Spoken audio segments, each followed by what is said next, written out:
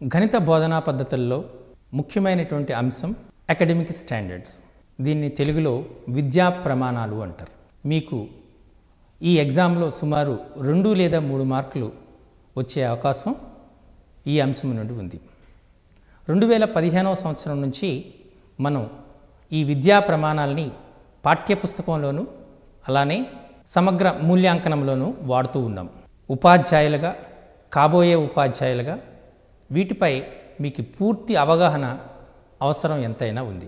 గణితానికి ప్రత్యేకంగా 5 విద్యా ప్రమాణాలు ఉన్నాయి. ప్రతి సబ్జెక్టుకు ఒక నిర్దిష్టమైనటువంటి సంఖ్యలో విద్యా ప్రమాణాలు ఉన్నాయి. ఆ విద్యా ప్రమాణాలని సాధించవలసినటువంటి బాధ్యత ఉపాధ్యాయుని పైన ఉంది. అందుచేతనే కేంద్ర ప్రభుత్వం గత కొద్ది రోజులుగా దీనిపైన అనేక ఎక్సర్సైజ్ చేస్తూ వాటిని భారతదేశంలో ఉన్నటువంటి 29 రాష్ట్రాలకు కూడా అనువర్తింపజేసింది. కానీ దాన్ని లెర్నింగ్ అవుట్కమ్స్గా మార్పు చేయటం జరిగింది. విద్యా ప్రమాణాలన్నా ప్రస్తుతం కేంద్ర ప్రభుత్వం సూచించినటువంటి లెర్నింగ్ అవుట్కమ్స్ అన్నా రెండు కూడా సమానమే. కానీ ఈ లెర్నింగ్ అవుట్కమ్స్ అనేటువంటి అంశం పైన మీకు ఏ విధమైనటువంటి ప్రశ్నలు రావు, విద్యా ప్రమాణాలపైనే ప్రశ్నలు వస్తాయి. కాబట్టి వాటిని మీరు శ్రద్ధగా నేర్చుకోవాల్సినటువంటి అంశం ఉంది. 2015కు ముందు బిఎడ్ చేసినటువంటి విద్యార్థులకు ఈ విద్యా ప్రమాణాలపైన పూర్తి అవగాహన ఉండదు. ఎందుచేతంటే అప్పుడు వాళ్ళు నేర్చుకున్నటువంటి సామర్థ్యాలు జ్ఞానము, వినియోగము, అప్లికేషన్ మరియు నైపుణ్యం, knowledge, understanding, application and skill అనేటువంటి బ్లూమ్స్ టాక్సానమీ ఆధారంగా ఈ 4 అంశాల మీదనే పాఠ్య ప్రణాళికను రచించటం, ఆ పాఠ్య ప్రణాళిక ఆధారంగా పాఠ్యాంశాన్ని బోధించటం జరుగుతుంది. కానీ 2015 సంవత్సరం తర్వాత పాఠ్య ప్రణాళిక స్వరూపం మారింది. పాఠ్య ప్రణాళికను 7 అంశాలుగా విభజించి మనం ఆ పాఠ్యాంశాలని ఈ 5 అకాడమిక్ స్టాండర్డ్స్ అంటే విద్యా ప్రమాణాలు సాధించే విధముగా మనం పాఠ్య ప్రణాళిక రాసుకోవడం జరుగుతూ ఉంటుందన్నమాట. మరి ఈ పాఠ్య ప్రణాళిక రాసే ముందు అవసరమైనటువంటి విద్యా ప్రమాణాలు, పాఠ్యాంశాన్ని బోధించేటప్పుడు అవసరమైన విద్యా ప్రమాణాలు ఏంటి అనేటువంటిది మీరు నేర్చుకోవాలి. మనకు 5 విద్యా ప్రమాణాలు ఉన్నాయని మీకు చెప్పాం కదా. మొదటిది ప్రాబ్లమ్ సాల్వింగ్ అంటే సమస్యా సాధన. రెండవది reasoning and proof. Reasoning and proof అంటే కారణాలు చెప్పటం. మూడవది కమ్యూనికేషన్, వ్యక్తీకరణము. ఏ వ్యక్తీకరణం అంటే గణిత భాషలో వ్యక్తీకరించటం, దిస్ కమ్యూనికేషన్. సింపుల్గా మనం కమ్యూనికేషన్ అనేటప్పటికీ వాస్తవానికి ఇది మ్యాథమెటికల్ కమ్యూనికేషన్. నాలుగవది కనెక్షన్స్, మ్యాథమెటికల్ కనెక్షన్స్, గణిత శాస్త్రముతో సంబంధాలు. ఐదవది representation and visualisation. Representation and visualisation అనగా దృశ్యీకరణము, ప్రాతినిధ్యపరచటం. ఇవి 5 అంశాలు. వీటిని 5 విద్యా ప్రమాణాలని కూడా అంటారు. ఈ 5 విద్యా ప్రమాణాలలో మొదటి ప్రశ్న మీకు రాబోయే మొదటి ప్రశ్న ఏంటి అంటే గణిత శాస్త్రంలో ఉన్నటువంటి విద్యా ప్రమాణాల సంఖ్య ఎంత అంటే ఏమి రాస్తారు? 5 అని రాయాలి. ఆ 5 ఏంటి అనేటువంటిది ఒకదానికొకటి విపులంగా నేర్చుకుందాం. ముందుగా ఆ 5 ఏంటి అనేటువంటిది మీకు తెలియాలి. మొదటిది సమస్యా సాధన, రెండవది కారణాలు చెప్పటం, మూడవది గణిత భాషలో వ్యక్తీకరించటం, నాలుగవది గణిత శాస్త్రముతో సంబంధాలు, ఐదవది దృశ్యీకరణ, ప్రాతినిధ్యపరచటం. ముందుగా మొదటిదైనటువంటి సమస్యా సాధన గురించి తెలుసుకుందాం. గణిత శాస్త్రంలో ప్రతి సమస్య సమస్యా సాధన కిందే వస్తుంది. ఈ సమస్యా సాధన అనగానే మనకు గుర్తుపెట్టుకోవాల్సింది ఏంటంటే ఆ సమస్యా సాధనలో ఉపయోగించినటువంటి స్టెప్స్ ఆధారంగా సమస్యను సాధించాలి. ఇక్కడ సమస్యా సాధన విధానానికి ప్రాధాన్యత ఇవ్వబడుతుంది. ఏ విధానంలో సమస్యను సాధింపబడింది, ఏ పద్ధతిని అనుసరించారు, ఆ పద్ధతి సులభతరంగా ఉందా, క్లిష్టముగా ఉందా, ఈ అంశాలని ఈ సమస్యా సాధనలో ఉపయోగించడం జరుగుతుంది. సో సమస్యా సాధనలోకి ప్రతి గణిత సమస్య కూడా వస్తుంది. మరి ప్రతి సమస్య గణిత సమస్యా సాధనలోకి వచ్చేటప్పుడు మిగతా 4 ఎందుకు ప్రవేశపెట్టారు అనేటువంటి డౌట్ అందరికీ రావచ్చు. కానీ సమస్యా సాధన అనేది పద్ధతిపై ఆధారపడుతుంది అని చెప్పాను కదా. మరి కొన్ని దాంట్లో ఆ సమస్యను సాధించాలంటే విశ్లేషణాత్మకమైన సహేతుకమైనటువంటి కారణాలు చెప్పవలసి వస్తుంది. ప్రతి స్టెప్ ఒక నిర్దిష్టమైనటువంటి అంశము చేత సపోర్ట్ చేయవలసి ఉంటుంది. అంటే ఇటువంటి వాటిని మనం లాజికల్ స్టెప్స్ అనేటువంటి కూడా అంటాం, తార్కికమైనటువంటి స్టెప్స్ అని చెప్తాం. అటువంటి సందర్భాల్లో మనం రీజనింగ్ అనేటువంటిది చాలా అవసరం అవుతుంది. ఒక్కొక్క దాన్ని మనం చర్చించేటప్పుడు దానిలో తార్కికత ఎంత ఉంటుందో అనేటివి మీకు తెలుస్తుంది. అంటే చాప్టర్లో లేదా సమస్యలో తార్కికత ఎక్కువగా ఉంటే ఆ సమస్యని మనం రీజనింగ్ అండ్ ప్రూఫ్ విద్యా ప్రమాణం క్రింద తీసుకోవడానికి సాధ్యమవుతుంది. కొన్ని సమస్యలను సాధించేటప్పుడు మనకు గణిత పరిభాష అనేటువంటిది చాలా అవసరం అవుతుంది. ఆ పరిభాషను ఉపయోగిస్తే తప్ప సమస్య సాధన సాధ్యం కాదు. అటువంటి సందర్భాల్లో సాధన కంటే గణిత పరిభాషను ఉపయోగించేటువంటి సందర్భమే ఎక్కువ ఉంటుంది. అక్కడ మనం ప్రాధాన్యత ఇచ్చింది ఏంటి? గణిత పరిభాషకు. అందుచేత ఆ సమస్యని మనం వ్యక్తీకరణ రూపంలో తీసుకుంటాం. నాలుగవది మీరు చూస్తూ ఉన్నారు, గణిత సంబంధాలు. గణితం తీసుకుంటే మనకు ఇంగ్లీష్లో ఒక కొటేషన్ ఉంది, మీ అందరికీ తెలుసు. Mathematics is the queen of all sciences అని అన్నారు కదా. అంటే గణితం అన్ని శాస్త్రాలతో ముడిపడి ఉంది. గణితము లేని శాస్త్రాన్ని ఊహించటం కూడా కష్టం. గణితం లేని శాస్త్రాన్నే ఊహించటం కష్టం. ఇప్పుడు ఒక డాక్టర్ గారి దగ్గరికి వెళ్ళారనుకోండి, డాక్టర్ గారు మీకు సరైన మందుని ఇవ్వాలనుకోండి, ఆ మందు ఇచ్చేటప్పుడు మీరు ప్రతి పూట లేదా రోజుకొకసారి 15 మిల్లీగ్రాములు తీసుకోండి, లేదా 5 ml లిక్విడ్ తీసుకోండి అని చెప్తారు. అంటే ఒక కొలతను చెప్తారు. అక్కడ గణితం ఉంటుంది. ఇప్పుడు బ్లడ్ ప్రెషర్ని కొలిచారనుకోండి, అప్పుడు మీకు ఎంత చెప్తారు?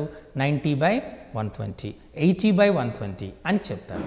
అంటే అక్కడ కొలత ఉంటుంది. బీపీ యొక్క ఉచ్ఛ్వాస నిశ్వాసాలు జరిగేటప్పుడు మన యొక్క రక్తపోటు ఎంత ఉంది అని చెప్పడం జరుగుతుంటుంది. అలాగే మనం షుగర్ టెస్ట్కి వెళ్ళామనుకోండి, ఎంత షుగర్ కంటెంట్ ఉంది అనేటువంటి చెప్పడానికి కూడా మనకు లెక్కలు కట్టవలసి వస్తుంది. ఇలా ఈ యొక్క వైద్య శాస్త్రంలో కాదు, రసాయనిక శాస్త్రంలో కాదు, ప్రతి శాస్త్రంలో కూడా గణితం యొక్క అన్వయం అనేటువంటిది ఉంటుంది. ఈ గణిత అన్వయానికి మనం సింపుల్గా మనం చెప్పేటువంటి పదమే కనెక్షన్స్. మరి చివరగా ఉన్నటువంటిది రిప్రజెంటేషన్ అండ్ విజువలైజేషన్. ప్రాతినిధ్యపరచడం, దృశ్యీకరణం. ప్రాతినిధ్యపరచడం అంటే మీరు ఇప్పుడు ఫర్ ఎగ్జాంపుల్ మనం ఏదైనా ఒక వస్తువు చలనంలో ఉందనుకోండి, ఆ చలనంలో ఉన్న వస్తువు యొక్క లక్షణాన్ని మనం తెలియజేయాలనుకుందాం. ఇది ఫిజిక్స్లో వస్తుంది. వెలాసిటీకి, టైంకి, వేగానికి, కాలానికి మధ్య సంబంధం చెప్పాలనుకోండి, ఒక గ్రాఫ్ ద్వారా సూచిస్తాం. ఒక పెరుగుదలను సూచించాలనుకోండి, గ్రాఫ్ను ఉపయోగిస్తాం. ఒక సరళ రేఖను సూచించాలనుకోండి, గ్రాఫ్ను ఉపయోగిస్తాం. సాంఖ్యక శాస్త్రంలో ఆరోహణ సంచిత పౌనఃపున్య వక్రాలు, అవరోహణ సంచిత పౌనఃపున్య వక్రాలు గీయాలనుకోండి, గ్రాఫ్ను ఉపయోగిస్తాం. సమితుల మధ్య ఉన్నటువంటి సంబంధాన్ని తెలియజేయాలనుకోండి, వెన్చిత్రాలను ఉపయోగిస్తాం. ఇలా వివిధ రకాలైనటువంటి అంశాల మధ్య ఉన్న సంబంధాలని మనము పటచిత్రంలో కానీ, రేఖాచిత్రంలో కానీ, లేక సాంకేతిక రూపంలో కానీ మనం వ్యక్తపరచటాన్ని మనం ప్రాతినిధ్యపరచటం, దృశ్యీకరణము అంటారు. ఇవి మనకు గణితములో ఉన్నటువంటి 5 విద్యా ప్రమాణాలు. మొదటిది సమస్య సాధన, దీన్నే ప్రాబ్లమ్ సాల్వింగ్ అంటారు. రెండవది కారణాలు చెప్పటం, అంటే రీజనింగ్ అండ్ ప్రూఫ్. మూడవది వ్యక్తీకరణము, కమ్యూనికేషన్ అంటారు. నాలుగవది కనెక్షన్స్, గణిత సంబంధాలు. ఐదవది రిప్రజెంటేషన్ అండ్ విజువలైజేషన్, ప్రాతినిధ్యపరచటము, దృశ్యీకరణం. సమస్యా సాధనం, ఇది మొదటి విద్యా ప్రమాణం. సుమారు 80% ఆఫ్ ద ప్రాబ్లమ్స్ అనేవి సమస్యా సాధన కిందే వస్తాయని ముందుగానే చెప్పాను మీకు. అందుచేతనే మనం పేపర్ తయారు చేసేటప్పుడు 40% సమస్యా సాధన కింద ఇచ్చాం. ఒక ప్రశ్నాపత్రాన్ని తయారు చేసేటప్పుడు 40% ప్రాబ్లమ్ సాల్వింగ్కి, 20% రీజనింగ్ అండ్ ప్రూఫ్కి, 10% కమ్యూనికేషన్స్కి, 15% కనెక్షన్స్కి, 15% రిప్రజెంటేషన్ అండ్ విజువలైజేషన్కి ఇవ్వటం జరుగుతుంది. ఈ 10, 15, 10 అనేటువంటి స్థిరం కాదు, వాటిని మార్చుకోవచ్చు. కానీ 40% సమస్య సాధనకి, 20% కారణాలు చెప్పడానికి మనం మ్యాండేటరీగా చెప్పుకుంటాం. వీటిని తర్వాత విపులంగా నేర్చుకుందాం. అంటే మీరు ఈ వెయిటేజ్ని చూడగానే మీకు అర్థమవుతుంది, చాలా ప్రాబ్లమ్స్ అనేటువంటివి 40% ప్రాబ్లమ్స్ అనేటువంటివి సమస్య సాధన నుండే వస్తాయంటే దానికి ఉన్న ప్రాధాన్యతను గుర్తించవచ్చు. ఈ సమస్య సాధన అంటే ఏంటి? ఇందులో సాధించే విధానానికి, సాధించే పద్ధతికి మనం విలువని ఇస్తే దాన్ని మనం సమస్యా సాధన అంటారు. అక్కడ సమస్యా సాధన విధానాన్ని మనం చూసి తదనుగుణంగా మార్కుల్ని ఇవ్వడం జరుగుతుంది. మీకు ఫర్ ఎగ్జాంపుల్ x² - x - 6 = 0 అని ఇచ్చాం. x² - x - 6 = 0. ఈ వర్గ సమీకరణానికి మూలాలను కనుక్కోండి అన్నారు. మూలాలను కనుక్కోండి అనేటప్పుడు మనం x² - x - 6 = 0 మూలాలను కనుక్కోండి అంటే మనము టెక్స్ట్ బుక్లో వాటిని కారణాంకాలుగా విభజించి కనుక్కునే పద్ధతి ఉంది, సూత్రాన్ని ఉపయోగించే పద్ధతి ఉంది, ఒక పరిపూర్ణ వర్గముగా మార్చే పద్ధతి ఉంది. ఈ 3 పద్ధతుల్లో ఏదో ఒక పద్ధతిని మీరు తీసుకోవచ్చు. x² - x - 6 = 0. ఇప్పుడు మీరు 3 పద్ధతుల్ని నేను మీకు చూపిస్తాను. ఈ స్లైడ్స్లో జాగ్రత్తగా అబ్జర్వ్ చేయండి. x² - x - 6 = 0ని మనం x - 3 × x + 2గా రాసుకోవచ్చు. అంతేనా? x - 3 × x + 2గా రాసుకోవచ్చు. కాబట్టి x - 3 = 0 అవుతుంది, x + 2 = 0 అవుతుంది. అంటే x = 3, x = -2 అవుతుంది. అంటే 3 - 2 అనేటువంటివి మనకు x² - x - 6 యొక్క మూలాలు అవుతాయి. ఇక్కడ మీరు బాగా గుర్తుపెట్టుకోవాల్సిన అంశం ఏంటి అంటే సమీకరణం ఇచ్చేటప్పుడు మూలాలు అనే పదం వాడాలి, బహుపది ఇచ్చేటప్పుడు బహుపది శూన్యాలు అనేటువంటి వాడాలి. చాలామంది విద్యార్థులు, కొద్దిమంది ఉపాధ్యాయులు కూడా ఇందులో తప్పు చేసే అవకాశం ఉంటుంది. బహుపది అని ఇచ్చేటప్పుడు బహుపదిని తృప్తిపరిచే విలువలని బహుపది శూన్యాలు అంటారు, సమీకరణానికి తృప్తిపరిచే విలువలని మూలాలు అంటారు. ఇంగ్లీష్లో అయితే రూట్స్ అంటాం, అలాగే బహుపది శూన్యాలని జీరోస్ ఆఫ్ ద పొలినామియల్ అంటాం. కాబట్టి మనం గణిత ఉపాధ్యాయులుగా గణిత భాష పైన నిక్కచ్చితత్వం ఉండాలి. కాబట్టి వీటిని జాగ్రత్తగా గుర్తుపెట్టుకోండి. సో ఇక్కడ మూలం అంటే ఏంటి? ఆ సమీకరణాన్ని తృప్తిపరిచాయి. మీరు క్లియర్గా చూసుంటారు. x² - x - 6 = 0. ముందుగా మనం ఏం చేసాం? -6ని కారణాంకాలుగా విభజించాం. అప్పుడు -3, 2 వచ్చింది. తర్వాత ఏం చేసాం? x² - 3x + 2x - 6 = 0 వేసాం. తర్వాత ఏం చేసాం? x కామన్ తీసాం. x - 3 ప్లస్ -2 + 2 కరెక్ట్ +2 × x - 3 = 0 వేసాం. తర్వాత ఏం చేసాం? x - 3 కామన్గా ఉంది కాబట్టి x - 3ని తీసుకుని x + 2 వేసాం. చివరిగా x - 3 x + 2 = 0 వచ్చింది కదా. ఇక్కడ సమస్యను సాధించే విధానానికి మనం ప్రాధాన్యత ఇచ్చాం. కాబట్టి ఈ ప్రశ్న దేనికి వస్తుంది? సమస్యా సాధన కింద వస్తుంది. దీన్నే మనం పరిపూర్ణ వర్గంగా కూడా చేయొచ్చు. అలాగే దీన్ని మనం గ్రాఫ్ ద్వారా కూడా సాధించవచ్చు. ఏ పద్ధతిలో సాధించినా మనం సాధనా క్రమానికి విలువనిస్తున్నాం కాబట్టి దీన్ని మనం సమస్యా సాధన కింద తీసుకోవచ్చు. అర్థమైందా? సో ఇలా మనం సమస్యా సాధన దానికి చేస్తున్నాం. అలాగే మీకు చాలా ప్రశ్నలు వస్తూ ఉంటాయి. ఒక ఘనము తీసుకున్నారు, ఒక ఘనము యొక్క భుజము ఇంత, ఈ ఘనం యొక్క భుజం ఇంత, ఘన పరిమాణాన్ని కనుక్కోండి, లేదా ఉపరితల వైశాల్యాన్ని కనుక్కోండి, ప్రక్కతల వైశాల్యం కనుక్కోండి, సంపూర్ణతల వైశాల్యం కనుక్కోండి అని ఇస్తారు. అందుచేతనే జనరల్గా సింపుల్గా ఒక ప్రశ్న సమస్యా సాధన కింద వస్తుందా లేదా అని తెలుసుకోవడానికి కొన్ని కొండ గుర్తులు ఉన్నాయి. యాక్చువల్గా దీన్ని అందుచేతనే కొండ గుర్తులు అన్నాం. ఫైండ్ ద వాల్యూ అనగానే అది సమస్యా సాధన కిందే వస్తుంది. ప్రత్యేకంగా దాని గురించి ఏమీ చేయక్కర్లేదు. Okay, find the value. Find అనగానే డెఫినెట్గా solve the problem, solve x² - x - 6 = 0 అక్కడ ఎలా వస్తుంది. అండ్ సింప్లిఫై ద గివెన్, సూక్ష్మీకరించండి. ఇలా మనం ఇచ్చినటువంటి ప్రశ్న విధానాన్ని బట్టి కూడా అది ఏ సమస్య కింద వస్తుందో మనం క్లారిటీగా చెప్పచ్చు. ఇవన్నీ నేను కేవలం మీకు అర్థం కావడానికి చెప్పాను, కానీ జనరలైజ్ చేసినటువంటిది మాత్రం కాదు. క్లియర్? కానీ ఫైండ్ అనగానే జనరల్గా మీకు అది వచ్చేస్తుంది, దానిలోనే మూవ్ వస్తుంది అనమాట. ముఖ్యంగా సాంఖ్యక శాస్త్రంలో వచ్చిన ప్రతి ప్రశ్న కూడా మీకు మ్యాక్సిమం అది గ్రాఫ్ లేని రిప్రజెంటేషన్ అయితే ఖచ్చితంగా సమస్య సాధన కిందే వస్తుంది. ఇచ్చినటువంటి పట్టికను ఆధారంగా ఆ దత్తాంశం యొక్క మధ్యగతాన్ని కనుక్కోండి, లేదా ఇచ్చినటువంటి పట్టిక ఆధారంగా దత్తాంశం యొక్క బాహుళకాన్ని కనుక్కోండి. లేదా ఈ దత్తాంశం యొక్క బాహుళకము ఎంత, ఈ దత్తాంశం యొక్క సగటు ఎంత. sin θ plus cos θ is equal to 2 అయితే sin square θ plus cos square θ విలువ ఎంత. ఇలా మనకు ప్రశ్నలు ఎంత, what is the value of the given expression or find the value, okay, solve it. ఇలా ప్రశ్నలు వేస్తే అవి ఖచ్చితంగా సమస్య సాధన కింద వస్తాయి. కాబట్టి మీరు అటువంటి సమస్యలని సమస్య సాధన కిందనే గుర్తుపెట్టుకోండి. క్లియర్? ఇప్పుడు ఈ సమస్య సాధన పైన అనేక రకాలైన ప్రశ్నలు వేయవచ్చు. For example, A equal to 1 2 3 4, set A equal to 1 2 3 4, B equal to set 5 6 7 8. A union బిని కనుక్కోండి, ఏ ఇంటర్సెక్షన్ బిని కనుక్కోండి, ఏ మైనస్ బిని కనుక్కోండి, బి మైనస్ ఏను కనుక్కోండి. ఇలా ప్రశ్నలు మనం అడిగే ఛాన్సెస్ అనేటువంటి ఉంటాయి. సో ఈ ప్రశ్నలు కూడా సమస్య సాధనలోనికే వస్తాయి. అలా ప్రతి చాప్టర్లో కూడా ఒక శ్రేణిలో 7వ పదం 10, 15వ పదం 23, 30వ పదం ఎంత. లేదా ఒక అంక శ్రేణిలో 7 పదాల మొత్తం 49, 17 పదాల మొత్తం 289 అయితే 30 పదాల మొత్తం ఎంత.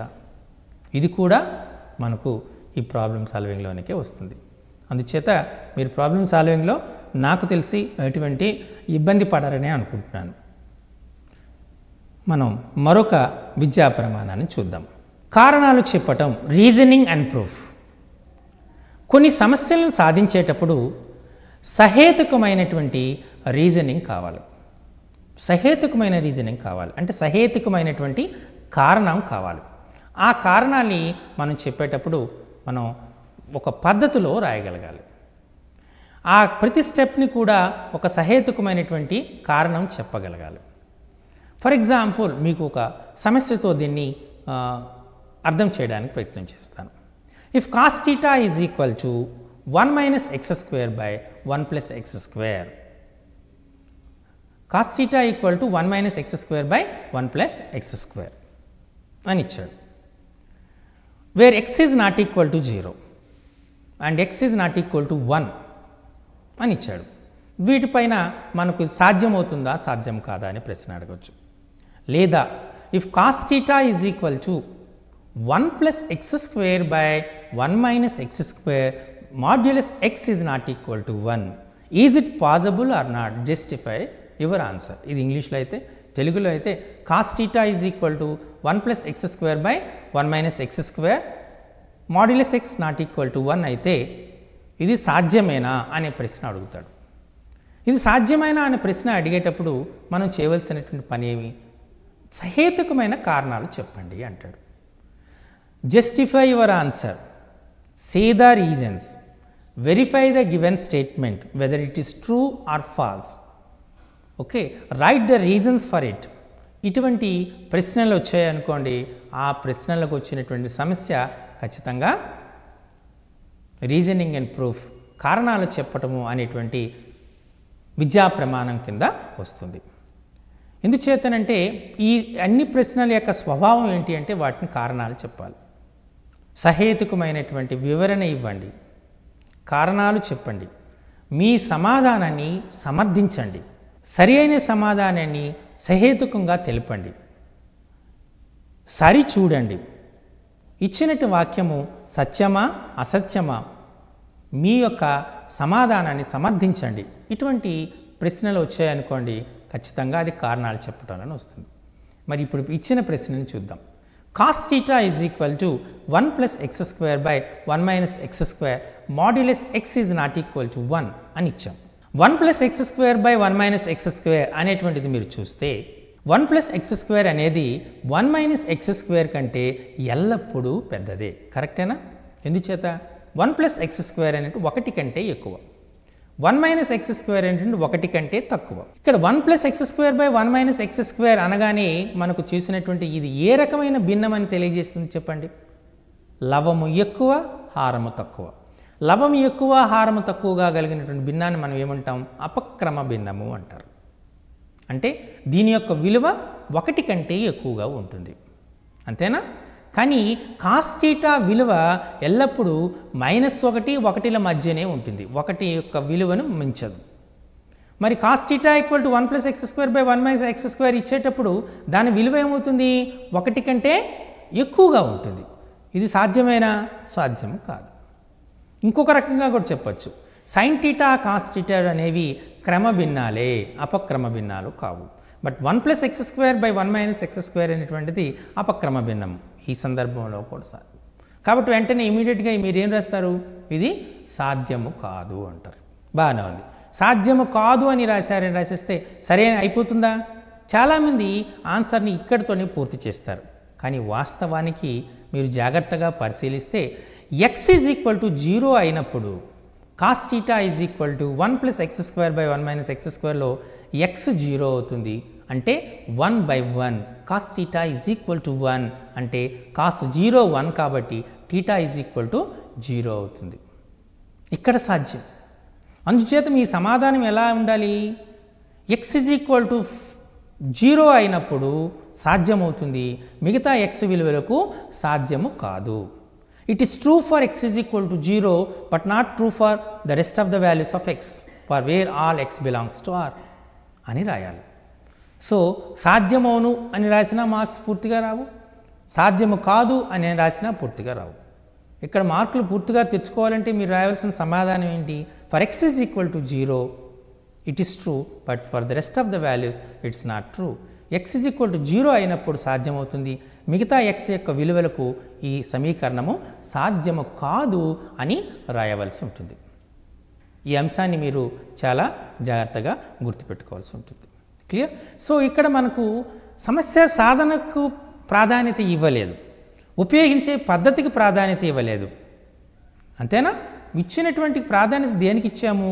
మనం కారణాలు చెప్పటం, ఎందుచేత సాధ్యమైంది, ఎందుచేత సాధ్యము కాలేదు అనేటువంటిది చెప్పటం జరిగింది. అలా జరిగితే మనం దేనికి వస్తుంది? ఏ సమస్యకు వస్తుంది? మనకు రీజనింగ్ అండ్ ప్రూఫ్స్, కారణాలు చెప్పటము ఉంటుంది. ఇంకా మీకు మొదటి చెప్పినట్టు if cos theta = 1 + x² / 1 - x² where modulus x is not equal to 1 is it possible or not? ఇది సాధ్యమేనా అని మనం ప్రశ్న వేశాము. మీ సమాధానాన్ని సహేతుకముగా తెలుపుము అన్నాము. సహేతుకముగా తెలుపుము అనగానే మీకు క్లారిటీగా తెలిసిపోతుంది ఈ ప్రశ్న రీజనింగ్ అండ్ ప్రూఫ్కి వస్తుంది అనేటువంటిది. అంతేనా? Okay.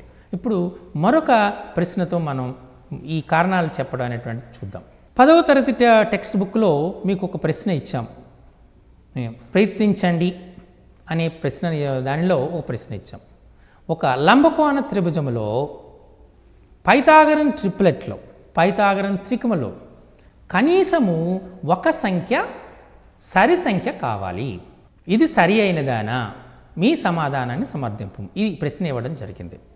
In a Pythagorean triplet at least 1 number should be an even number. Justify your answer. ఇది ప్రశ్న. ఈ ప్రశ్నను మీరు సమాధానం ఏం చేస్తారు? చాలా వరకు చాలామంది ఏం చేస్తున్నారంటే విలువల్ని ఎగ్జాంపుల్స్ ఇస్తున్నారు, కౌంటర్ ఎగ్జాంపుల్స్ ఇస్తున్నారు. 3, 4, 5, 4 సరి సంఖ్య, 5, 12, 13, 12 సరి సంఖ్య, 6, 8, 10, 6, 8, 10 అన్నీ సరి సంఖ్యలే, 7, 24, 25, 24 సరి సంఖ్య. సో ఇలా ఒక 5 ఉదాహరణలు ఇచ్చి కాబట్టి కనీసం ఒకటి సరి సంఖ్యగా ఉండాలి కాబట్టి ఇది సరి అయిన వాక్యమే అని రాస్తున్నారు. కానీ వాస్తవానికి సరి అయిన సమాధానం కాదు. కౌంటర్ ఎగ్జాంపుల్స్ ద్వారా నిరూపించడం అనేటువంటిది రీజనింగ్ అండ్ ప్రూఫ్, కారణాలు చెప్పడంలోనికి రాదు. దీనికి బలమైనటువంటి కారణం ఉంది. గణిత శాస్త్ర చరిత్రలో ఒక విలువైనటువంటి అంశం ఉంది. మీ అందరూ వినే ఉంటారు, ప్రతి సంఖ్యకు ఒక నిర్దిష్టమైనటువంటి సాంకేతిక రూపం ఉంది. సరి సంఖ్య 2n, బేసి సంఖ్య 2n-1 ఆర్ 2n+1, పరిపూర్ణ సంఖ్య 2k-1 ఇంటూ 2k-1. ఇలా ప్రతిదానికి ఒక ఎన్నవ పదానం అని చెప్పే ఆస్కారం ఉంటుంది. అలానే మనకు ఫెర్మాట్ అనేటువంటి ఒక గణిత శాస్త్రవేత్త తను ప్రధాన సంఖ్యకు ఒక సాంకేతిక రూపం ఇచ్చాడు, 2n+1. దీన్ని ప్రధాన సంఖ్య అన్నాడు. అందరూ ఫెర్మాట్ ఇచ్చినటువంటి సూత్రం కాబట్టి ప్రతి వాళ్ళు దాన్ని అంగీకరించారు. For n = 1 it is true, for n = 2 it is also true, for n = 3 కూడా సత్యమే, n = 4 కూడా సత్యమే, n=5 తీసుకునేటప్పటికీ అది 641తో భాగింపబడుతుందని ఆయిలర్ అనేటువంటి గణిత శాస్త్రవేత్త నిరూపించాడు. n=1కి కరెక్టే, 2కు కరెక్టే, 3కి కరెక్టే, 4కు కూడా కరెక్టే. అంత మాత్రాన అన్నింటికీ కరెక్టే అనుకోవడం పొరపాటు. సో 5 చేత 5ని తీసుకున్నారనుకోండి, 2^5 అంటే 2^32 + 1 అనేది 641తో భాగింపబడుతుంది. ఇది రుజువు చేయబడినటువంటి సత్యం. మనం కూడా రుజువు చేయొచ్చు. అంటే మనం కొన్ని సందర్భాలకు సత్యమైనంత మాత్రాన అన్ని సందర్భాలకు సత్యం అవుతుంది అనుకోవటం అనేటువంటిది పొరపాటు అవుతుంది. కాబట్టి కౌంటర్ ఎగ్జాంపుల్స్ అనేటువంటివి మనం ఏదైనా ఒక వాక్యాన్ని యొక్క సత్య నిర్ధారణ చేయటానికి పనికిరాదు, కేవలం పరిశీలించటానికే పనికొస్తుంది. పరిశీలన వేరు, రుజువు చేయటం వేరు. పరిశీలించండి, verify, correct, but prove correct కాదు. కాబట్టి మీ అందరికీ చెప్పేది ఏంటంటే, మీరు జనరల్గా చేసేటప్పుడు ఇటువంటి వాటి కౌంటర్ ఎగ్జాంపుల్స్కి వెళ్ళకండి. దీన్ని మీరు క్లియర్గా చేయొచ్చు. ఇప్పుడు మీరు ఈ స్లైడ్ని జాగ్రత్తగా మీరు అబ్జర్వ్ చేస్తే, ఈ స్లైడ్లో నేను ఒక టేబుల్ ఇచ్చాను. మనకు ఏ సంఖ్యకైనా 2 సాధ్యాసాధ్యాలు ఉంటాయి.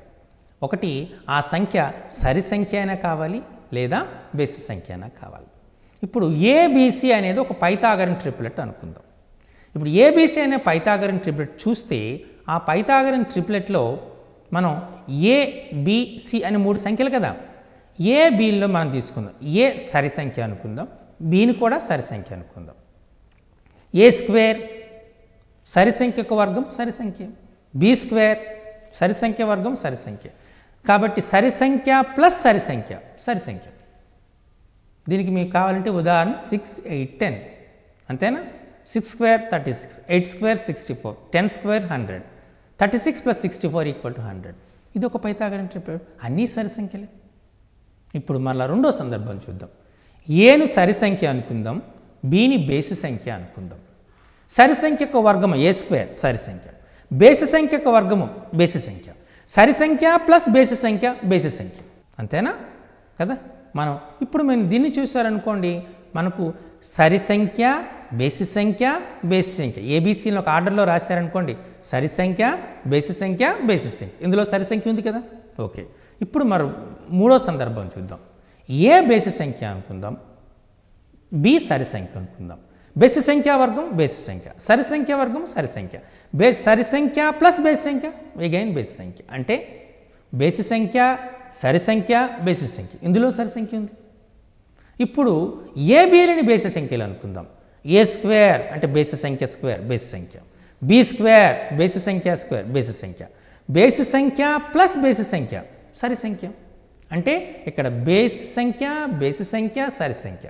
ఇప్పుడు 4 సందర్భాలు ఉన్నాయి, జాగ్రత్తగా పరిశీలించండి. సరి సంఖ్య, సరి సంఖ్య, సరి సంఖ్య, అందులో 3 సరి సంఖ్యలు. సరి సంఖ్య, బేసి సంఖ్య, సరి సంఖ్య, అందులో సరి సంఖ్య ఉంది. బేసి సంఖ్య, సరి సంఖ్య, బేసి సంఖ్య, అందులో ఒక సరి సంఖ్య ఉంది. బేసి సంఖ్య, బేసి సంఖ్య, సరి సంఖ్య, ఇందులో కూడా సరి సంఖ్య ఉంది. అంటే అన్ని సందర్భాల్లో సరి సంఖ్య లేనిది పైథాగరన్ ట్రిప్లెట్ లేదు. అంటే పైథాగరన్ ట్రిప్లెట్లో కనీసం ఒకటైనా సరి సంఖ్య కావాలి, కానీ అది సాధ్యము కాదు. ఇక్కడ విధానానికి మనం ఇంపార్టెన్స్ ఇవ్వలేదు. దేనికి ఇచ్చాము? తార్కికతకు, లాజికల్ రీజనింగ్కి, కారణాన్ని చెప్పటానికి మనం ఎక్కువ ఇంపార్టెన్స్ ఇచ్చాం. అందుచేత మనకు ఇది ఏమైంది, మనకు కారణాలు చెప్పడానికి ఒక ఉదాహరణగా మనం చెప్పుకోవచ్చు. అర్థమైందా? ఇలా మనం కారణాలు చెప్పటానికి అధిక ప్రాధాన్యత ఇవ్వగలిగినటువంటి సమస్యలని కారణాలు చెప్పటంలో తీసుకోవాలి. ఇది రెండవ విద్యా ప్రమాణము, కారణాలు చెప్పటం. సో ఇది కారణాలు మీకు అర్థమైందా? సమస్య సాధనకి కారణాలకి మధ్యనటువంటి వ్యత్యాసం. అక్కడ సమస్య సాధన పద్ధతికి విలువనిస్తున్నాం, ఏ విధంగా సాధిస్తున్నాం అనే దానికి విలువనిస్తున్నాం, కాబట్టి దాని సమస్య సాధన తీసుకుంటున్నాం. కారణాలు చెప్పటంలో సమస్య సాధన విధానానికి ప్రాధాన్యత లేదు. ఏ రకంగా మన యొక్క సమాధానాన్ని సమర్థిస్తున్నాం, దానికి మనం చెప్పేటటువంటి కారణాలు ఏమిటి అనే దానికి ప్రాధాన్యత ఇస్తున్నాం. సో అది మనకు కారణాలు చెప్పడంలోకి వస్తుంది. ఇప్పుడు మూడవది చూద్దాం. మూడవది ఏంటి? వ్యక్తీకరణం. వ్యక్తీకరణం అనగానే మనకు కమ్యూనికేషన్ అంటారు. గణితము ఒక శాస్త్రం. గణితాన్ని నేర్చుకోవాలనేది ఒక గొప్ప గణిత శాస్త్రవేత్త అన్నాడు. Getting enjoyment by doing mathematics and getting enjoyment by listening classical music, both are same అన్నాడు. శాస్త్రీయ సంగీతాన్ని విని ఆనందం పొందటం, గణితాన్ని చేసి ఆనందం పొందటం రెండు ఒకటే అంటాడు. ఎవరైనా శాస్త్రీయ సంగీతాన్ని విని ఆనందం పొందటం అనగానే అవహేళన చేస్తారు. అందులో ఏముందిరా సారీ గామ పదన అని 8 అక్షరాలని లాగి విడిచిపెడతారు. దాన్నే శాస్త్రీయ సంగీతం అంటారంటూ కొద్దిమంది అవహేళన చేస్తారు. కానీ ఆ శాస్త్రీయ సంగీతానికి రోగాలన్నీ మాపేటటువంటి శక్తి కూడా ఉంది. అందుచేతనే మ్యూజిక్ థెరపీలో ఈ క్లాసికల్ మ్యూజిక్ను వాడుతున్నారు. మీ అందరికీ తెలిసిన విషయమే. అది శాస్త్రం యొక్క శిశుర్వేత్తి పసుర్వేత్తి గానం అని అన్నారు. కాబట్టి గానానికి ఆ సంగీతానికి అంత శక్తి ఉంది. అలాగే గణితానికి కూడా అంతే శక్తి ఉంది. గణితంతో మనం ఆటలాడుకోవచ్చు, గణితంతో మనం అనేక రకాలైనటువంటి పనులు చేయొచ్చు, గణితంతో మానసిక ఆనందాన్ని కూడా పొందొచ్చు. గణితం అంత గొప్పటటువంటి శాస్త్రం కదా. మరి గణిత శాస్త్రం ఎప్పుడైతే ఇంత గొప్ప శాస్త్రమో వాటికి కూడా కొన్ని సంకేతాలు ఉంటాయి, కొన్ని పదాలు ఉంటాయి. గణితానికి స్వయంగా కొన్ని పదాలు ఉంటాయి. మీరు ఫర్ ఎగ్జాంపుల్ మనం గణితంలో తీసుకున్నారనుకోండి, గణితంలో కొన్ని పదాలని గణితంలోనే చూడగలుగుతాం, వేరే దగ్గర చూడలేం. వైకల్పికము, సముచ్చయము ఇటువంటి పదాలు వేరే శాస్త్రంలో ఎక్కడా కనబడవు. గణితానికి మాత్రమే సంబంధించినటువంటి పదాలు ఉంటాయి. ఇప్పుడు స్వరూపాలు అనే పదం తీసుకున్నాం, అది గణితంలో ఉంటుంది, మిగతా దాంట్లో కూడా ఉంటుంది. కానీ కొన్ని పదాలు మాత్రం ప్రత్యేకంగా గణితానికి సంబంధించిన పదాలే ఉంటాయి. కాబట్టి గణిత పరిభాషలో ఆ పదాలను తెలుసుకోవాలి. అలాగే సంకేతాలు చాలా అవసరం మనకు. ఈక్వాలిటీ సింబల్, సమానత్వ గుర్తు, స్వరూపత గుర్తు, గ్రేటర్ దాన్ గుర్తు, లెస్ దాన్ గుర్తు, ఇలా మైనస్, గుణకారపు గుర్తు, ఇలా వివిధ గుర్తులు ఉంటాయి. ఈ గుర్తులని ఉపయోగించడం అనేటువంటి వాడి విద్యార్థికి ముందుగా రావాలి.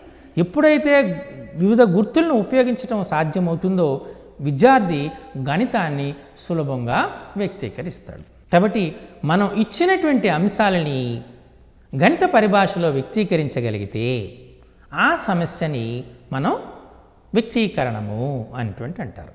ఉదాహరణకు మనం జనరల్గా మీ పరీక్షల్లో చూస్తూ ఉంటే ఒక దత్తాంశానికి మనం వర్గీకృత దత్తాంశం అందాం. ఒక వర్గీకృత దత్తాంశానికి బాహుళకం కనుగొనే సూత్రాన్ని రాసి అందులోని పదాలను వివరింపుము అంటాడు.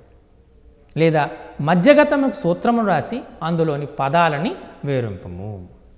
ఒక శంకువు యొక్క ఘనపరిమాణానికి సూత్రాన్ని రాసి అందులోని పదాలని వివరింపుము అంటాడు. అంటే సూత్రము రాయాలి. సూత్రం ఎలా రాస్తాము? సాంకేతిక పరంగా రాస్తాం. శంకువు యొక్క ఘనపరిమాణము ఈజ్ ఈక్వల్ టు 1/3 πr² అని రాస్తాం. ఇందులో r భూవ్యాసార్థము, h శంకువు యొక్క ఎత్తు అని మనం అంచనా రాస్తాం. ఇలా సూత్రములో రాయటాన్ని సాంకేతిక రూపంలో రాసి దానిలోని పదాలను వివరణ చేస్తే మనం దాన్ని వ్యక్తీకరణ రూపంలోకి వస్తుంది. మనం జనరల్గా ఇప్పుడు లాగరిథమ్స్ ఉన్నాయి, సమర్గమానాలు ఉన్నాయి. log a² b³/c⁴ని విస్తరింపుము అంటాం. విస్తరింపుము అంటే మనం పదాలలో రాస్తాం. 2 log a + 3 log b - 5 log c అని రాస్తాం. విస్తరింపుము, సూక్ష్మ పదాల్లో రాయము. ఇలా మనం అడిగే ప్రశ్నను బట్టి ఉంటుంది.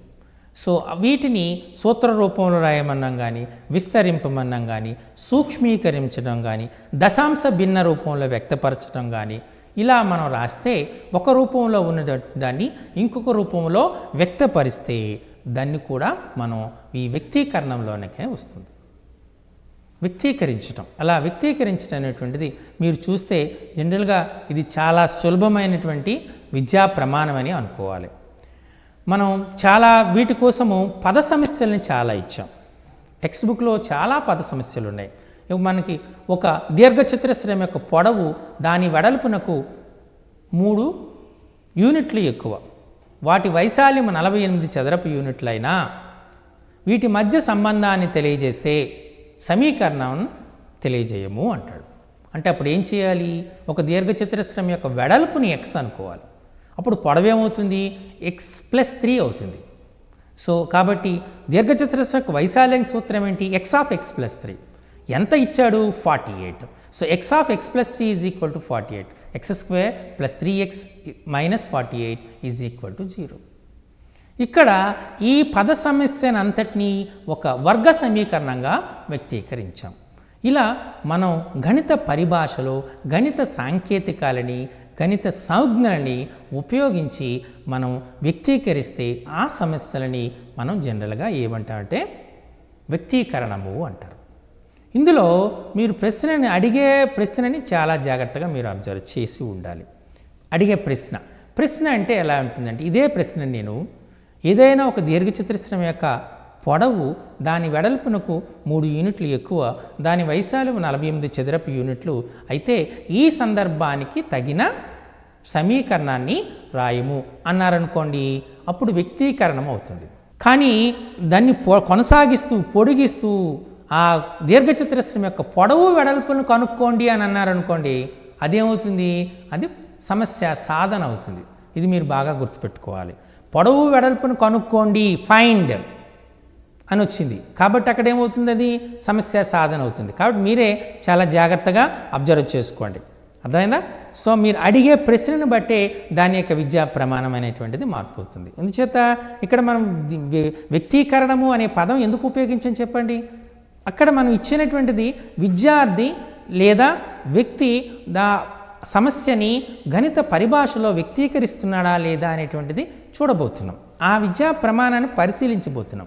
కాబట్టి ఆ సమస్య అంతటితో ఆగాలి. అలా కాకుండా దాని యొక్క విలువలను కనుక్కోండి అన్నాడు అనుకోండి, అప్పుడు పూర్తిగా మనకు ప్రాసెస్కి విధానానికి ప్రాధాన్యత ఇస్తున్నాం కాబట్టి అది సమస్య సాధన కింద వెళ్ళిపోతుంది. సో ఇది వ్యక్తీకరణం. ఇలా మనకు ప్రతి చాప్టర్లో కూడా మనకు ఈ వ్యక్తీకరణానికి ఆస్కారం ఎక్కువగా ఉంటుంది.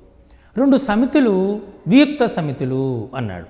దీన్ని సాంకేతిక రూపంలో చూపండి. 2 సమితులు వియుక్త సమితి సాంకేతిక రూపం అంటే ఏ అనే సమితిని తీసుకోండి, బి అనే సమితిని తీసుకోండి. వియుక్త సమితులు అనగానేమి? వాటి యొక్క ఛేదన సమితి శూన్య సమితి అవ్వాలి. అంటే వాటికి ఉమ్మడి మూలకాలు ఉండకూడదు. A intersection B is equal to 5. దీన్ని ఇలా 2 సమితుల యొక్క ఛేదనం మనకు శూన్య సమితి అయితే వాటిని వియుక్త సమితులు అంటారు. సో సింపుల్గా మనం A intersection B is equal to 5 అని చెప్తున్నాం. అంతేనా? ఇలా మనం ప్రతిదానికి కూడా అలాగే బీజగణితంలో ఈ వ్యక్తీకరణకు చాలా అవకాశం ఎక్కువగా ఉంటుంది. ఎందుకంటే అందులో పద సమస్యలో మనం చాలా ఒక సంఖ్యకు 2 రెట్లు అంటే 2x, సంఖ్యకు 3 ఎక్కువ x ప్లస్ 3, సంఖ్య కంటే 5 తక్కువ x మైనస్ 5, ఇలా సంఖ్యలో 5వ వంతు x/5. సో ఇలా మనం ఇచ్చినటువంటి సమస్యని సాంకేతిక రూపంలో గణిత సంజ్ఞలను ఉపయోగించి వ్యక్తపరచడాన్ని మనం వ్యక్తీకరణము అనేటువంటిది అంటారు.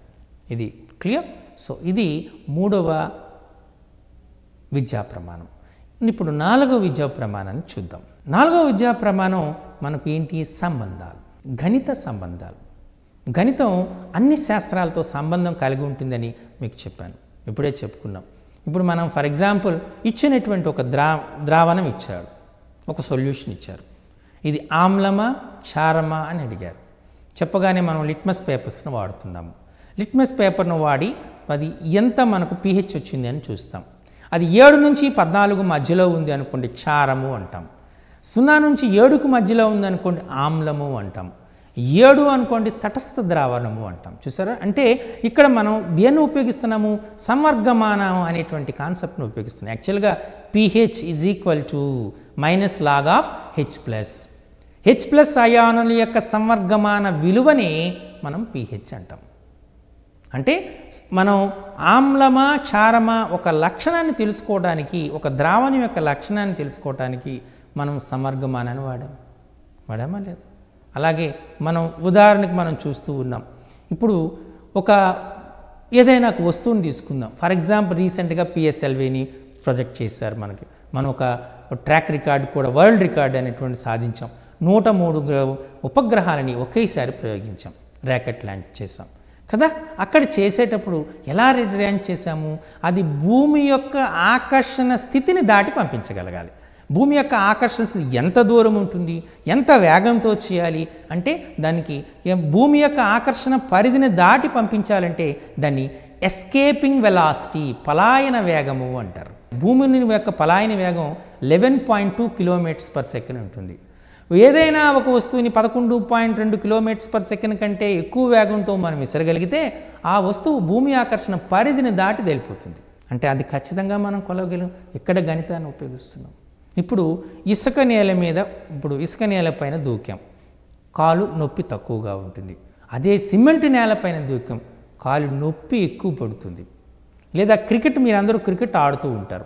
క్రికెట్ ఆడుతూ ఉన్నప్పుడు బంతిని కొట్టారు, క్రికెట్ బ్యాట్స్మెన్ బంతిని కొట్టాడు, బౌలర్ దాన్ని పట్టుకోవాలనుకున్నాడు. ఏం చేస్తాడు చెప్పండి? బంతిని కొద్దిగా చేతుల్ని కొద్దిగా ముడిచి దగ్గర, తన బాడీకి దగ్గర, శరీరానికి దగ్గరగా తెచ్చుకుంటాడు మొదటిది. రెండోది, బంతి పడేటటువంటి ఎత్తు కంటే కొద్దిగా తక్కువ ఎత్తులో చేతిని ఉంచుతాడు. అప్పుడే ఖచ్చితంగా బంతిని పట్టుకోగలుగుతాడు. ఇక్కడ 2 అంశాలు ఉన్నాయి. ఒకటి మనం కలిగింది ఇంపల్స్ అంటాం. ఇంపల్స్ అనే ఫిజిక్స్ కాన్సెప్ట్ వాడుతున్నాం. అలాగే రెండోది మ్యాథ్స్ కాన్సెప్ట్ వాడుతున్నాం. అది పరావలయ మార్గంలో ప్రయాణిస్తుంది.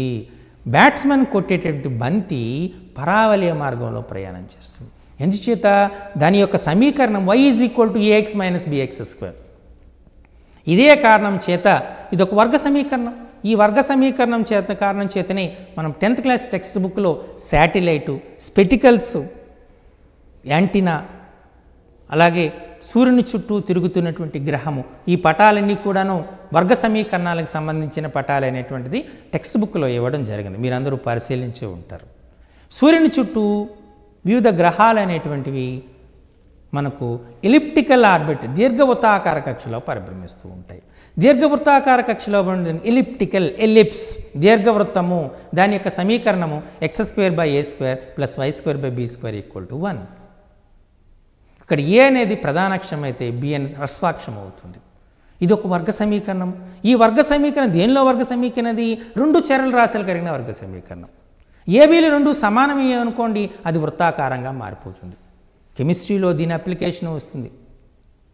నీల్స్ బోర్ అనేటువంటి వాడు కేంద్రము చుట్టూ ఎలక్ట్రాన్లు వివిధ వృత్తాకార కక్షల్లో పరిభ్రమిస్తాయని చెప్తే, శ్రోడింగర్ వచ్చిన తర్వాత కాదు, ఇవి సోమర్ఫీల్డ్ అనేటువంటి వాడు, శ్రోడింగర్, వీళ్ళంతా వచ్చిన తర్వాత కాదు, కేంద్రం చుట్టూ ఎలక్ట్రాన్లు వివిధ దీర్ఘవృత్తాకార కక్షల్లో పరిభ్రమిస్తున్నాయి అని చెప్పడం జరిగింది. ఇక్కడ ఈ అంశాలను ఎలా చెప్పగలిగినారు? గణితం యొక్క అప్లికేషన్. ఇలా మీరు వైద్య శాస్త్రం తీసుకోండి, రసాయనిక శాస్త్రం తీసుకోండి, ఇప్పుడు బయాలజీ తీసుకున్నారు, జీవశాస్త్రంలో తీసుకున్నారనుకోండి, జీవశాస్త్రంలో కూడా మనకు ఒక్కొక్క కణాలు ఒక సెకండ్లో ఎన్ని అభివృద్ధి చెందుతాయి ఇప్పుడు చెప్తూ ఉంటారు మనకి. ఉదాహరణకి మనం చూసేటప్పుడు మనం బ్లడ్ తీసుకుందాం, మన రక్తానికి వ్యాధి నిరోధక శక్తి అనే తెల్ల రక్త కణాల వల్ల వస్తుంది. సాధారణంగా ఆరోగ్యవంతమైనటువంటి వ్యక్తిలో తెల్ల రక్త కణాల సంఖ్య 1,50,000 నుండి 3,40,000 వరకు ఉంటాయి. ఈ 1,50,000 దాటి 3,40,000 వరకు ఉన్నవాడు ఆరోగ్యవంతమైనటువంటి వ్యక్తిగానే పరిగణిస్తాడు. ఈ రీసెంట్గా చాలా రకాల వ్యాధులు వస్తూ ఉన్నటువంటి ఉన్నాయి. అందులో డెంగ్యూ అనేటువంటిది ఒక వ్యాధి. అది తెల్ల రక్త కణాల సంఖ్యని తగ్గిస్తుంది. 1,50,000 కంటే తక్కువ వచ్చి ఇంకాస్త తగ్గుతూ ఉంటే అది డెంగ్యూ లక్షణంగానే పరిగణ చేస్తారు. దానికి తగ్గట్టుగానే దానికి వైద్యం జరుగుతూ ఉంటుంది. ఇక్కడ లెక్కిస్తున్నాం ఎన్ని తెల్ల రక్త కణాలు ఉన్నాయి, తెల్ల రక్త కణాల సంఖ్య ఎంత, దాని ఆధారంగా వాళ్ళ యొక్క వ్యాధి నిరోధకతను తెలియజేస్తున్నాం. ఇక్కడ గణితం అనేటువంటిది ఎంత పర్సంటేజ్ ఉంది అనేటువంటిది ఇక్కడ గణితం వాడుతున్నాం. లాభ శాతం ఎంత, నష్ట శాతం ఎంత అని జనరల్గా మనం ఈరోజు చూస్తున్నాం. సన్సెక్స్ని గురించి మనం అర్థం చేసుకోవాలనుకుంటే మనకు ఈ బిజినెస్ మ్యాథమెటిక్స్, వ్యాపార గణితం అనేటువంటిది బాగా రావాలి. అలాగే మనకు రీసెంట్గా ఒక ఒక సామాజిక శాస్త్రవేత్త చెప్పాడు, గణితాన్ని అన్వయిస్తూ ప్రపంచంలో జనాభా అనే గుణశ్రేణిలో పెరుగుతూ ఉంటే ఆహార ధాన్యాలు అంకశ్రేణిలో పెరుగుతున్నాయి. అందుచేతనే ఈ పేదరికము, అలాగే మనకు ఈ జనరల్గా ఈ ఆహార ధాన్యాల కొరత వస్తుందని. అంకశ్రేణి ఏంటి అవుతుంది?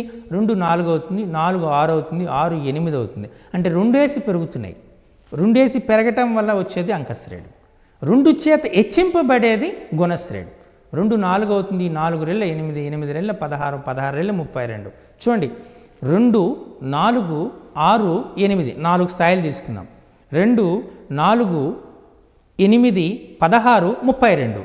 అక్కడ మనకు 8 వచ్చింది, ఇక్కడ 32 వచ్చింది, 4 రెట్లు పెరిగింది. అంటే గ్యాప్ ఎంత పెరిగిపోతుందో. ఇది ఈ విధంగా గణితాన్ని కేవలం గణితానికి మాత్రమే పరిమితం కాకుండా సామాజిక శాస్త్రము, వైద్య శాస్త్రము అన్ని రంగాల్లో కూడా ఉపయోగించడం జరుగుతుంది. కాబట్టి గణితానికి అంత ప్రాధాన్యత. అటువంటి ప్రశ్నలను కూడా మనం చేయాలి. అంతఃసంబంధమైనటువంటి సంబంధాలు, బాహ్య సంబంధమైనటువంటి సంబంధాలు, అంతఃసంబంధం ఒక చాప్టర్ నుండి ఇంకో చాప్టర్కి సంబంధం, బీజగణితం రేఖాగణితానితో సంబంధం ఉంటుంది. ఇవి కూడా సంబంధాల కిందే వస్తాయి. మనం ఫర్ ఎగ్జాంపుల్ మనం ఏదో తీసుకున్నాం, ఓ ట్రయాంగిల్ ఏబీసీలో DE is parallel to BC, AD is 2x, DE is 3x, AE is 3x - 4 and EC is equal to 7x + 3 అయినా ఏబి బీసీ ఏసీల కొలతను కనుక్కోండి అంటాం. ఇది రేఖాగణితం సంబంధించినటువంటి స్వరూప త్రిభుజాల యొక్క ధర్మం పైన ఆధారపడినటువంటి ప్రాథమిక అనుపాత సిద్ధాంతంపై ఆధారపడినటువంటి లెక్క. ఇది రేఖాగణితంలో వస్తుంది. ఎక్స్ వాటిని మనకు సాధిస్తే మనకు ఒక వర్గ సమీకరణం వస్తుంది. వర్గ సమీకరణాలు అనేటువంటి బీజగణితానికి సంబంధించినట్టు లెక్క. అంటే బీజగణితాన్ని రేఖాగణితంతో మనం ముడిపడ్డాం. ఇప్పుడు మీరు ఈ స్లైడ్ని జాగ్రత్తగా అబ్జర్వ్ చేయండి. చూస్తే రేఖాగణితము, సంఖ్యాశాస్త్రం ఏ విధంగా ముడిపడి ఉన్నాయో మీకు క్లారిటీగా అర్థమవుతుంది. ఒక లంబకోణ త్రిభుజములో అతి చిన్న భుజము 47 యూనిట్లు, మిగిలిన భుజాలు ధనపూర్ణ సంఖ్యలు. అయినా ఆ లంబకోణ త్రిభుజం యొక్క చుట్టుకొలతను కనుక్కోండి. ఇది ప్రశ్న. దీన్ని చేసేటువంటి విధానం ఏంటి? చేస్తారు. ముందుగా లంబకోణ త్రిభుజం గీస్తారు. ఏబీసీ లంబకోణ త్రిభుజం అనుకోండి, బి 90 డిగ్రీలు అనుకోండి. సో బికి ఎదురుగా ఉన్నటువంటి భుజం ఏసీ అవుతుంది. కాబట్టి ఏసీ యొక్క పొడవు మనం తెలియదు కాబట్టి, కర్ణం అది తెలియదు కాబట్టి ఎం అనుకుందాం. కర్ణమే పెద్ద భుజం, చిన్న భుజం ఇచ్చాడు మనకి కాబట్టి దాన్ని ఎం అనుకుందాం. రెండవ భుజాన్ని అనుకో, అతి చిన్న భుజాన్ని 47 అనుకుందాం. ఈ మూడిటి మధ్య సంబంధం ఏమవుతుంది మనకు? m² is equal to n² + 17² or m² - n² equal to 17² అవుతుంది. m² - n² అనేటువంటిది రెండు వర్గాల యొక్క భేదం. ఇది a² - b² సూత్ర రూపంలో ఉంది. కాబట్టి మీరు చేయగలిగిన పని ఏంటి? m + n × m - 1nగా కారణాంకాలకు రాయొచ్చు. ఇక్కడ ఉన్నటువంటి గొప్పతనం ఏంటంటే ఈ సమస్యలో సంఖ్యాశాస్త్రం యొక్క అప్లికేషన్ చాలా ఉంది. 47 47 ఈజ్ అ ప్రైమ్ నెంబర్ అనేటువంటి గుర్తుపట్టాలి. ఇది ప్రధాన సంఖ్య అనేటువంటిది గుర్తుపట్టగలగాలి. గుర్తుపట్టగలిగితేనే సమస్య సాధించగలరు. అదర్వైజ్ సమస్యను సాధించడం అసాధ్యం. ఎప్పుడైతే గుర్తుపెట్టారో మిగతా 2-3 స్టెప్స్ చాలా సింపుల్. 47 prime number. ప్రధాన సంఖ్య ఏంటి అండి? సంఖ్య మరియు అదే సంఖ్య, ఒకటి మరియు అదే సంఖ్య కారణాంకాలుగా కలిగిన సంఖ్యని ప్రధాన సంఖ్య అంటారు. ఇప్పుడు 47 ప్రధాన సంఖ్య ఏంటంటే దానికి ఉన్నటువంటి కారణాంకాలు ఏమవుతాయి? 1 47. 47² కదా, దీనికి ఉన్న సాధ్యాసాధ్యాలు ఏంటి? 47 × 47 ఒకటి రాయొచ్చు, 47² × 1 అని రాయొచ్చు. ఇక్కడ m + n m - n ఉంది. m + n అంటే కర్ణము ప్లస్ ఇంకొక భుజం. ఈ రెండు భుజాల యొక్క మొత్తము ఆ రెండు భుజాల యొక్క భేదం కంటే ఎల్లప్పుడూ ఎక్కువగా ఉంటుంది తప్ప సమానంగా ఉండదు. అంటే m + n is always greater than m - n but not less than or equal. కాబట్టి m + n m - n రెండు వేరువేరు విలువలు. కానీ ఇక్కడ ఉన్న మొదటి సాధ్యం ఏంటి? 47 × 47. ఇది తీసుకోవడం సాధ్యమవుతుందా? ఇది తీసుకోవటం సాధ్యము కాదు. ఎప్పుడైతే ఇది తీసుకోవటం సాధ్యం కాదో మనం చేయవలసినటువంటి పని ఏంటి? ఎప్పుడైతే సాధ్యం కాదో మొదటి దాన్ని విడిచిపెట్టి రెండవ దానికి వెళ్ళాలి. అంటే m + n = 47² అవ్వాలి, m - n = 1 అవ్వాలి. m + n 47² అయిందనుకోండి, మనకు కావాల్సింది ఏంటి? ఆ త్రిభుజం యొక్క చుట్టుకొలత కావాలి. చుట్టుకొలత అంటే ఏంటి? 3 భుజాల యొక్క మొత్తం. 3 భుజాలు అంటే m n 47 యొక్క మొత్తం m + n + 47. m + n already మీరు క్యాలిక్యులేట్ చేశారు 47²గా. 47² + 47 47 × 47 + 1 అంటే 47 × 48. ఇక్కడ మనం దేనిని ప్రాధాన్యత ఇచ్చాము? సంఖ్యాశాస్త్రము, నెంబర్ సిస్టాన్ని జియోమెట్రీ రేఖాగణితంతో అన్వయించాము, సంధానం చేశాం, సంబంధాన్ని కలిపాం. కాబట్టి ఈ ప్రశ్న మనకు దేనికి వస్తుంది? ఖచ్చితంగా సమస్య, ఇది మనం సమస్య సాధన కాకుండా సంబంధాల్లో వస్తుంది. ఇప్పుడు చివరగా ఉన్నటువంటి 5వ విద్యా ప్రమాణాన్ని చూద్దాం. 5వ విద్యా ప్రమాణము ప్రాతినిధ్యపరచటము, దృశ్యీకరణం. దృశ్యీకరణము, ప్రాతినిధ్యపరచడం. దృశ్యీకరణము, ప్రాతినిధ్యపరచడం అంటే మీరు జాగ్రత్తగా పరిశీలన చేసే ఉంటారు. దృశ్యీకరణము, ప్రాతినిధ్యపరచడంలో క్లియర్గా పేర్లోనే ఉంది, రిప్రజెంటేషన్ అండ్ విజువలైజేషన్. ఒక ఇచ్చినటువంటి కరణీయ సంఖ్యను సంఖ్యారేఖపై చూపుము అన్నాడు. సంఖ్యారేఖపై చూపటం అనేటువంటిది మనం ఒక గ్రాఫికల్ రిప్రజెంటేషన్ కాబట్టి ఇది ప్రాతినిధ్యపరచడం వస్తుంది. రెండు సమితులు ఇచ్చి ఆ సమితుల మధ్య సంబంధాన్ని తెలిచే వెన్ చిత్రాన్ని గీయము ప్రాతినిధ్యపరచడంలో వస్తుంది. ఇచ్చినటువంటి బహుపది యొక్క రేఖాచిత్రాన్ని గీయము ప్రాతినిధ్యంలోకి వస్తుంది. ఇచ్చినటువంటి వర్గ సమీకరణాన్ని రేఖాచిత్రం ద్వారా వ్యక్తపరచము. సాంఖ్యశాస్త్రంలో మీరు చూస్తే సాంఖ్యశాస్త్రంలో ఇచ్చినటువంటి దత్తాంశానికి ఆరోహణ సంచిత పౌనఃపున్య వక్రాలు, అవరోహణ సంచిత పౌనఃపున్య వక్రాలు, అదే మనం ఓజివ్ కర్వ్స్ అంటాం. ఈ ఓజివ్ కర్వ్స్ని గీయండి, అది కూడా ప్రాతినిధ్యపరచడంలో వస్తుంది. ఇచ్చినటువంటి కొలతల ఆధారంగా త్రిభుజాన్ని నిర్మించండి, లేదా ఇచ్చిన కొలతల ఆధారంగా త్రిభుజాన్ని నిర్మించి స్కేల్ ఫ్యాక్టర్ను ఉపయోగించి దానికి స్వరూప త్రిభుజాన్ని నిర్మించండి. ఇలా నిర్మాణాలు కూడా ప్రాతినిధ్యపరచడంలో వస్తాయి. సో ఈ విధంగా మనం ఏదైనా అంశం తీసుకోండి, ఆ అంశాన్ని మనం పటచిత్రంలో కానీ, గ్రాఫ్ ద్వారా కానీ, రేఖాచిత్ర రూపంలో కానీ, వెన్చిత్ర రూపంలో కానీ, రేఖా రూపంలో కానీ సూచిస్తే, ప్రాతినిధ్యపరిస్తే దాన్ని మనం రిప్రజెంటేషన్ అండ్ విజువలైజేషన్, దృశ్యీకరణము, ప్రాతినిధ్యపరచడము అనేటువంటి దానిలోకి క్లారిటీగా వస్తుంది. ఇది మీకు నాకు తెలిసి సులభంగా చేయొచ్చు. ఇచ్చిన దానికి రేఖాచిత్రము గీయము అంటే అది మీకు క్లారిటీగా తెలిసిపోతుంది. నిర్మాణం చేయము, వెన్ చిత్రాన్ని గీయము, సంఖ్యారేఖపై సూచించుము, లేదా సంఖ్యారేఖపై చూపుము అని మీకు ప్రశ్నలు వచ్చాయనుకోండి. ఇచ్చినటువంటి బహుపది యొక్క రేఖాచిత్రాన్ని చేయము, లేదా పెయిర్ ఆఫ్ లీనియర్ ఈక్వేషన్స్ని ఏకచలరాశి లేదా ఇచ్చినటువంటి సమీకరణానికి రేఖాచిత్రం తెలుపుము. ఇలా మనకు ప్రశ్నలు ఇవ్వగానే వాటిని మీరు క్లియర్గా రిప్రజెంటేషన్ అండ్ విజువలైజేషన్లోకి క్లారిటీగా వచ్చేస్తుంది. ఇది రిప్రజెంటేషన్ అండ్ విజువలైజేషన్లోకి వచ్చినటువంటిది. ఓకే, సో మోస్ట్లీ ఈ 5టికి మధ్యలో ఒక ఎగ్జాంపుల్ తీసుకొని, ఒకే అంశాన్ని తీసుకొని 5 రకాలైన ప్రశ్నల్ని ఏ విధంగా అడగొచ్చో మీకు చెప్పడం ప్రయత్నం చేస్తా. తద్వారా ఇంకా క్లారిటీ వస్తుంది. √2 తీసుకున్నాం. √2 అనేది కరణీయ సంఖ్య కదా. ఈ కాన్సెప్ట్కి 5 రకాల ప్రశ్నలను తయారు చేయొచ్చు. మొదటిది ఏంటి? సమస్య సాధన. √2 = 1.414 అయితే √8 విలువను కనుక్కోండి. ఇది సమస్య సాధన కింద వస్తుంది. √2 = 1.414 √8 అంటే ఏం చేస్తారు? √8 అంటే 2√2 అంతే కదా. 2√2 అది. √2 1.414 ఇచ్చాము ఇంటూ 2 అంటే 2.828. That's it. ఇది విలువ కనుక్కోవటం.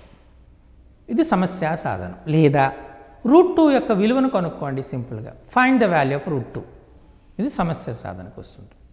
క్లియర్? √2 డైరెక్ట్గా మీరంటే ఫైండ్ ద వాల్యూ ఆఫ్ √2 అనేది సమస్య సాధన. ఆ పద్ధతి మీకు తెలుస్తుంది. 2 వేసుకుంటారు, పాయింట్ ఒక 8 zeros వేసుకుంటారు. మనం వర్గమూలం కనుక్కునే విధానం ఉంది. ఆ వర్గమూలం కనుక్కునే విధానం ప్రకారం √2 యొక్క విలువను కనుక్కుంటారు. సుమారుగా 3 స్థానాలకి అదేమొస్తుంది? 1.414. సుమారుగా 3 స్థానాలకి 1.414 వచ్చినట్టుగా కనుక్కుంటారు. ఇక్కడ సమస్యను సాధించే విధానానికి మనం ప్రాధాన్యత ఇచ్చాం కాబట్టి ఈ ప్రశ్న మనకు ఇందులోని బండ గుర్తుగా, కొండ గుర్తుగా చెప్పాలంటే ఫైండ్ ద వాల్యూ ఆఫ్ √2 వచ్చింది కాబట్టి సమస్య సాధన. ఇప్పుడు రెండవది రీజనింగ్ అండ్ ప్రూఫ్, కారణాలు చెప్పటం. √2 is an irrational number or not? Justify your answer. √2 అనేది కరణీయ సంఖ్యనా? మీ సమాధానాన్ని సమర్థింపుము. ఇది ప్రశ్న. అప్పుడు ఏం చేయాలి? √2 కరణీయ సంఖ్య, లేదా ఇదే క్వశ్చన్ ఇంకో రకంగా చెప్పచ్చు. Prove √2 is an irrational number. Prove √2 is an irrational. Prove నిరూపించము అంటే కారణం. ఇందులో మీకు చాలా వస్తుంది. మీ ఇండైరెక్ట్ మెథడ్లో పోతారు. టెక్స్ట్ బుక్లో క్లియర్గా ఇచ్చినాం. అప్పుడు ఏమనుకుంటారు? √2 ఈజ్ అన్ ఇర్రేషనల్ నెంబర్ అంటే మీరు √2 ఈజ్ అ రేషనల్ నెంబర్ అనుకుంటారు. అప్పుడు √2 ఈజ్ ఈక్వల్ టు p/q అనుకుంటారు. స్క్వేర్ చేస్తారు. చివరకు మీకు ఏమొస్తుంది? Your assumption is wrong, so given statement is correct. ఫైనల్గా √2 ఈజ్ అన్ ఇర్రేషనల్ నెంబర్ అని వస్తుంది. అర్థమైందా? కాబట్టి ఇది prove √2 is an irrational number అని అనొచ్చు. √2 is an irrational number or not, justify your answer అని కూడా అనొచ్చు. ఇది కారణాలు చెప్పడంలో వస్తుంది. ఇప్పుడు మూడవది తీసుకుందాం. మూడవ కాన్సెప్ట్ ఏంటి మనకు? కమ్యూనికేషన్, వ్యక్తీకరణం. దేన్ని వ్యక్తీకరిస్తున్నాము? వ్యక్తీకరించాలి. వ్యక్తీకరించడాన్ని మనం ఎలా చెప్తున్నాము? ఒక సమద్విబాహు లంబకోణ త్రిభుజములో కర్ణము యొక్క పొడవు తీసుకున్నారు. భుజానికి √2 రెట్లు ఉంటుంది రాయాలి. అలా ఒక చతురస్రం యొక్క కర్ణము దాని భుజానికి √2 రెట్లు ఉంటుంది. అప్పుడు ఏం చేయాలి? చతురస్రం యొక్క కర్ణము = a√2 అని రాయాలి. వేర్ ఏ ఈజ్ భుజము అని రాస్తారు. సో ఈ విధంగా మనం ఒక అంశాన్ని మనం సాంకేతిక రూపంలో వ్యక్తపరచడాన్ని మనం ఇదంటారు. Clear? Okay. Now coming to the next. నాలుగవది ఏం చేస్తున్నాము? సంబంధాన్ని కలుగచేయటం, సంబంధాన్ని తెలియచేయటం. ఒక త్రిభుజములోని కోణాల నిష్పత్తి 1:1:2 అయితే దాని భుజాల నిష్పత్తి ఎంత అని అడుగుతాడు. ఒక త్రిభుజంలో కోణాల నిష్పత్తి 1:1:2 అయిందంటే అది ఖచ్చితంగా సమద్విబాహు లంబకోణ త్రిభుజం అయి తీరాలి. ఎందుకంటే 45 డిగ్రీలు 45 డిగ్రీలు 90 డిగ్రీలు ఉంటేనే కోణాల నిష్పత్తి ఏమవుతుంది? 1:1:2 అవుతుంది. ఎప్పుడైతే 1:1:2 అయిందో భుజాలు ఏమవుతాయి? a√2a అవుతాయి. అంటే a:√2a అంటే 1:1:2. కాబట్టి ఈ విధంగా మనం ఈ నిష్పత్తిని దేంతో అనుసంధానం చేస్తున్నాము? జామెట్రీతో అనుసంధానం చేస్తున్నాం, రేఖాగణితంతో అనుసంధానం చేస్తున్నాం. కాబట్టి ఇక్కడ సంబంధం అవుతుంది. చివరగా మనకు వచ్చినటువంటి రిప్రజెంటేషన్ అండ్ విజువలైజేషన్లో మనకు వచ్చింది √2. Represent √2 on a number line. √2ని సంఖ్యారేఖపై చూపుము. చూసారా? ఒకే అంశం √2 అనే అంశాన్ని 5 అకాడమిక్ స్టాండర్డ్స్లో మనం ఎక్స్ప్రెస్ చేయడానికి ఆస్కారం ఉంటుంది. ఫైండ్ ద వాల్యూ ఆఫ్ √2 సమస్య సాధన. √2 ఈజ్ అన్ ఇర్రేషనల్ నెంబర్. కారణాలు చెప్పటం. ఒక చతురస్రంలో కర్ణము దాని భుజానికి √2 రెట్లు ఉంటుంది. దీని సంకేత రూపంలో చెప్పటం వ్యక్తీకరణం. ఒక లంబకోణ త్రిభుజంలో కోణాల నిష్పత్తి 1:1:2 అయితే భుజాల నిష్పత్తి ఎంత? రేఖాగణితంతో నిష్పత్తిని అనుసంధానం చేయటం. √2ని సంఖ్యారేఖపై చూపటం, ప్రాతినిధ్యపరచడం, దృశ్యీకరణం. చూసారా? ఇలా మనం ప్రశ్నను అడిగే విధానాన్ని బట్టి దాని యొక్క విద్యా ప్రమాణం అనేటువంటిది మారిపోతుంది. కాబట్టి మీకు ఈ 5 విద్యా ప్రమాణాలపైన పూర్తి అవగాహన వచ్చింది అనుకుంటున్నాను. వీటిపైనే అట్లీస్ట్ 2-3 క్వశ్చన్స్ వస్తాయి. కాబట్టి ఇందులో మీకు 9 మార్కులు వచ్చే ఛాన్సెస్ ఉన్నాయి. సో 9 మార్కులు కూడా 9కి 9 మీరు తెచ్చుకోవాలనుకుంటే ముఖ్యంగా ఈ విద్యా ప్రమాణాలపైన చాలా శ్రద్ధ పెడితే డెఫినెట్గా వస్తుంది. పెద్దగా ఇబ్బంది పడవలసింది లేదు. కన్ఫ్యూజ్ కాకుండా ఏ విద్యా ప్రమాణం ఏ సమస్యకు సంబంధించినది అని గుర్తుపెట్టుకోగలిగితే చాలా లాభం. ఎందుచేతంటే రేపు మీరు ఉపాధ్యాయులు అయిన తర్వాత మీరే స్వయంగా ప్రశ్నాపత్రాన్ని తయారు చేసుకోవాల్సి ఉంటుంది. కాబట్టి వీటిపైన స్పష్టత అనేటువంటిది చాలా అవసరం. సో స్పష్టత పొందారని అనుకుంటున్నాను. Thank you for listening.